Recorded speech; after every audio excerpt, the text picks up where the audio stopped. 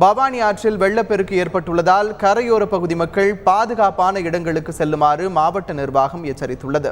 கோவை மாவட்டம் மேட்டுப்பாளையம் அருகே அமைந்துள்ள பில்லூர் அணையின் நீர்பிடிப்பு பகுதிகளில் கனமழை பெய்து வருகிறது.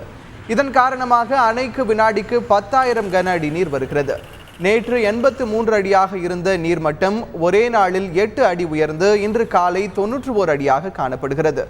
விரைவில் மொத்த கொள்ளளவான 100 அடியை அணை எட்டிவிடும் என்பதால் வினாடிக்கு 6,000 கன அடி நீர் அணையிலிருந்து வெளியேற்றப்படுகிறது.